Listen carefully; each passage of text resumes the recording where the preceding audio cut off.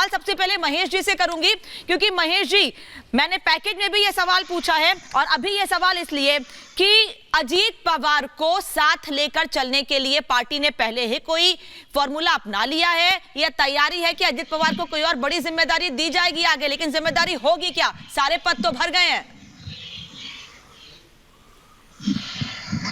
देखिए, मैं सबसे पहले तो सुप्रिया जी सुले और प्रफुल्ल पटेल जी को बधाई देना चाहता हूँ आपके माध्यम से।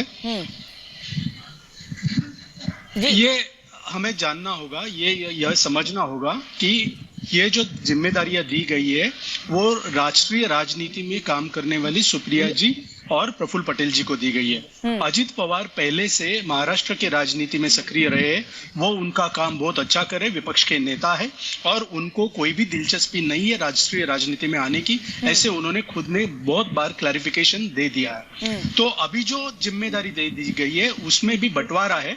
सुप्रिया सुले जी को 3 स्टेट की जिम्मेदारी गई है, जिसमें महाराष्ट्र, हरियाणा और पंजाब, ये 3 स्टेट्स और महिला, युवा, स्टूडेंट्स, इनकी जिम्मेदारी दी गई है।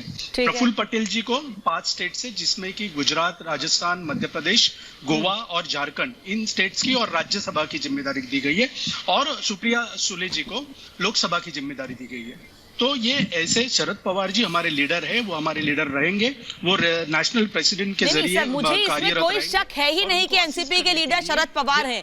मेरा सवाल और मेरी चिंता या दूसरे पार्टी के नेताओं की चिंता सिर्फ अजीत पवार जी को लेकर है कि क्या महाराष्ट्र में कहीं कोई वैकेंसी है, क्या महाराष्ट्र में कोई जगह खाली है, क्योंकि आपने पूरे देश की जिम्मेदारी तो गिना दी किसको दी गई है, लेकिन अजीत पवार को क्या दिया गया ये नहीं बताया अभी तक आपने सर। देखिए, महाराष्ट्र की जिम्मेदारी अभी भी अजीत पवार जी के साथ है।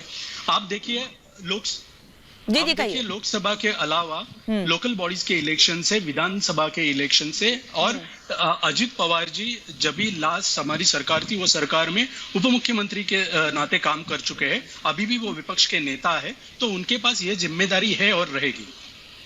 नहीं राम कदम जी, ये जिम्मेदारी है, बहुत अच्छी बात है कि प्रतिपक्ष के नेता हैं अजीत पवार जी, ये जिम्मेदारी है, बहुत अच्छी बात है, लेकिन पार्टी में क्या जिम्मेदारी है उनके पास? वो पार्टी को कैसे आगे बढ़ाएंगे? क्योंकि आपको भी याद होगा कि मुख्यमंत्री बनने की इच्छा कई बार जता चुके हैं अजीत पवार।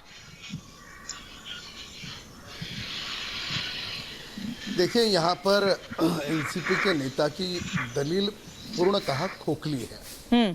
अब किसे कौन सा पद दिया जाए, कौन सा पद न दे, यह पूर्णतः उनका निजी मामला है। यद्यपि यदि कर्मठ कार्यकर्ता के रूप में यदि इस सारे पूरे प्रकरण को देखा जाए, चुनने की बारी आई, पिता ने पुत्री को चुना, दल के किसी वरिष्ठ या अनुभवी नेता को नहीं चुना, बाप का प्यार बेटी की ओर आया।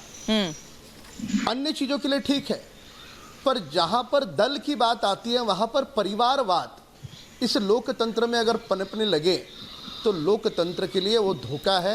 ये पहला बिंदु। दूसरा बिंदु कि बार बार ये चिकनी बातें करे कि अजीत पवार को महाराष्ट्र में ही इंटरेस्ट है। महाराष्ट्र के इंटरेस्ट की बात नहीं है, ये दल की पूरी जिम्मेदारी की बात है।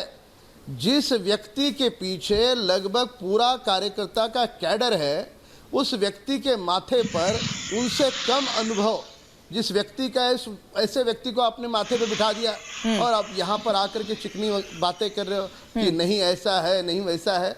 भले वो बातें करना उनकी राजनीतिक मजबूरी है, पर सच बात यह है कि एनसीपी दल के श्रीमान शरद पवार जी एक भी मौका नहीं छोड़ते श्रीमान अजीत पवार को कॉर्नर करने का।